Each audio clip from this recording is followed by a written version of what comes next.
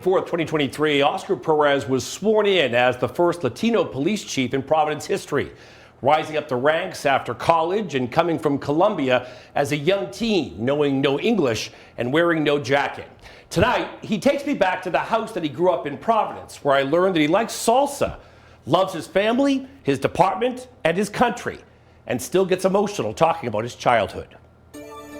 As an immigrant who came to this country and as someone who really understands about goals and dreams. Elma Street in South Providence is where it all began for Colonel Oscar Perez. So when you were 13, Yeah.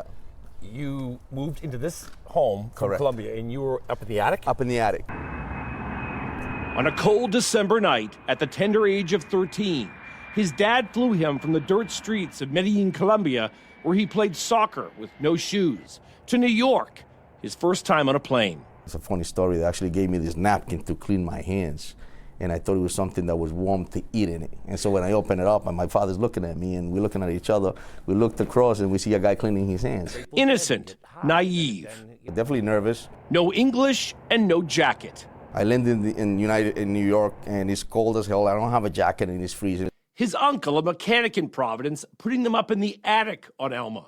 His dad working long days, Oscar at Roger Williams Middle School learning English and life. Somebody was making jokes about my sneakers, and they called them skippies.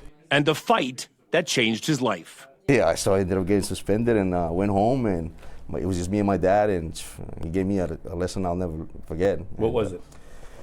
You came to this country to make something happen, and yeah, so, yep.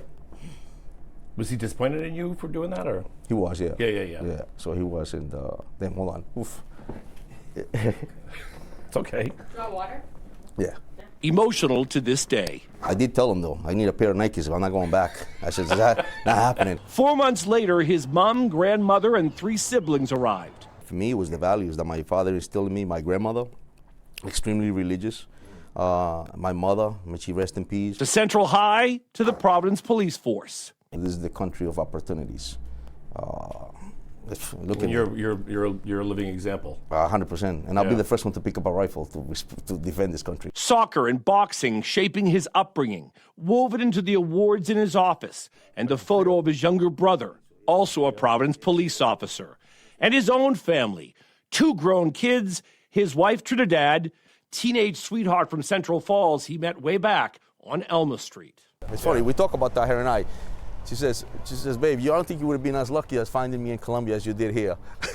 I'm going to say, I'm going to agree with her. Hold on, I agree with you. He is passionate about family, this country, and policing. Yeah. Right, so. Have you ever fired your weapon? I have, yes. Yeah. Twice. Twice. Yes. Now, when I ask you that, you look like you get emotional. Is that a hard thing or no? It's tough. I don't think any officer wants to use deadly force on anybody. One of those times, the dramatic highway shooting in Providence in November of 2017. Perez, one of the first cruisers to pull up, a cop's cop. He's also passionate about life. I love romantic music for some reason too. People, Really? I like to listen to the old school oldies. Like Bryan Adams and things Really? like that. Yeah. Favorite food?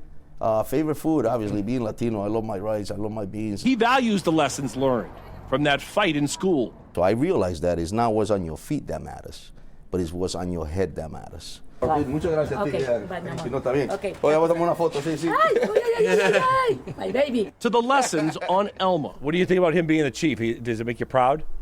He does. Yeah, it's nice. Betty Nunez is the last remaining neighbor from back then. Yeah, he was living right there across the street. He used to be jumping around, across the street, jumping in my yard. He speaks their language. He's lived their lives. Look at that. Thank you so much, though. That was very nice. Look at that. Yeah, gracias. And makes you reflect that if you work hard and you want certain dreams, no matter where you come from, even if you don't know the language, you came here without even saying, knowing what hello meant. Right. And so here we are, and now I'm the chief of police for this great city. It's a proud moment, but it's also, it reminds you that I got a big job. He does, and you can just tell he's just passionate about everything. Someone was telling me that they saw him on a busy street the other day, pulled right over, got out of the car just to say hello. We talked a little bit about the challenges he faces as chief, because he filled big shoes. Guns on the street, and the you know, the slowdown of recruitments, which is affecting every chief in this country. But he says crime's down. But very approachable, open guy, and he was just fun to be with. He seems very warm and like living the American dream. He seems so proud of how far he's come and to grow up in Providence and now be the chief. That's amazing. Yeah. He's a great guy, family man too. So it's great to have him around. So we thank the chief. Coming up next week, the mayor of Newport. Looking forward to that. It's going to be fun. All right. All right.